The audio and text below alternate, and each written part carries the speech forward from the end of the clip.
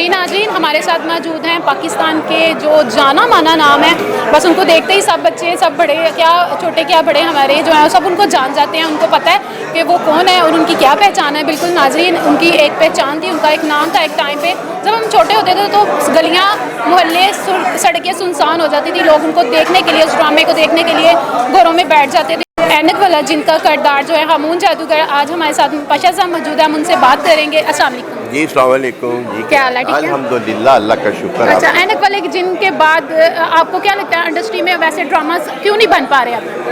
नई ड्रामे कोशिश नहीं करते, वो सोचते हैं कि शायद जो बच्चों के लिए इश्तिहारात हमें नहीं मिलेंगे। हालांकि बच्चों के लिए बहुत इश्तिहारात मिलते हैं। जब टीवी पर ये ड्रामा चलता था ऐनक वाला जिन, तो 2.5-3 करोड़ के इश्तिहारात हमें मिलते थे PTV पे, और उसके बाद 6 माह तक के लिए बुकिंग हुआ करती थी। आप भी मिल सकते हैं इश्तिहारात, उसी तरह नोट कमा सकते हैं, बिजनेस कमा सकता है प्रोड्यूसर, लेकिन रिस्क नहीं लेते हैं। रिस्क लें तो बड़े बच्चे आज भी ड्रामा देखते हैं, मुझसे पूछिए आप। मैं अभी भी वही ऑडियंस को बता रही थी कि अभी भी अगर ऐनक वाला जिन लग जाए तो बच्चे फ़ौरन बैठ जाते हैं टीवी पे जाके और देखते हैं। मैं वही सोचती हूँ कि अब इस तरह के ड्रामे क्यों नहीं बनते। अब डायरेक्टर्स और प्रोड्यूसर जो हैं या जो नए इंडस्ट्री में आते हैं वो इस तरह के ड्रामास बनाते हुए क्यों हिचकिचाहट महसूस करते हैं? यही मैंने आपको बताया ना, वो सोचते हैं कि शायद इसमें हमें बिजनेस नहीं मिलेगा।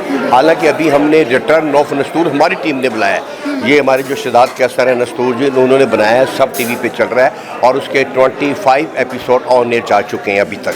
तो और कोई रिस्क नहीं लेता है। हमारी टीम ने हम कोशिश की है, उसमें चार्ली मामू है और नस्तूर जिन है और जकुटा था, मैं था, हमने बनाया है। दूसरे कोई भी रिस्क नहीं लेते। नहीं चाहिए कि बच्चे तो पैदा होते रहते हैं, उनसे उनके लिए कुछ ना कुछ करना चाहिए जो नहीं करते। अच्छा, मैं ये पूछना चाहूँगी कि अब इंडस्ट्री में जो सवाल था, चंद ऐसी फिल्में बन गई थी, एक ट्रेंड बन चुका था, दो मार धाड़ वाली फिल्में लोग नहीं देखते। अब एकदम से जो चेंज हो गया है, रवाज काफ़ी हद तक चेंज हो गया है, लोग उर्दू फिल्म्स की तरफ आ रहे हैं, उर्दू फिल्म्स बनाने लग गए हैं।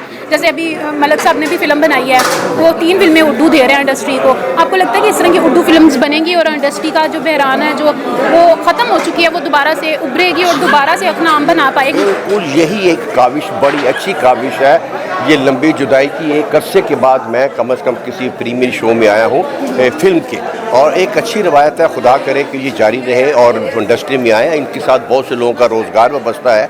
हमारी भी ख्वाहिश है कि हमने अगर टीवी स्टेज किया है तो हम भी किसी फिल्म में काम करें। हमारी भी ख्वाहिश ये है, कई लोगों को इसमें बिजनेस मिलेगा, काम मिलेगा, उनके चूल्हे चलेंगे और इंडस्ट्री दोबारा आबाद होगी। बहुत अरूज देखा हुआ है हमने इंडस्ट्री का। खुदा करे कि चले, बारिश का पहला कतरा मलिक मुश्ताक साहब साबित हुए हैं। इसी तरह बाकी लोग भी इसकी पहल करें और फिल्म बनाएं, तो और लोग भी देखने के लिए हैं। शर्त यह है कि वो भी देखें आके, अच्छी फिल्म बनाएं, अच्छी डायरेक्शन हो, अच्छी कैमरामैनी हो, तो यकीनन लोग देखना पसंद करते हैं।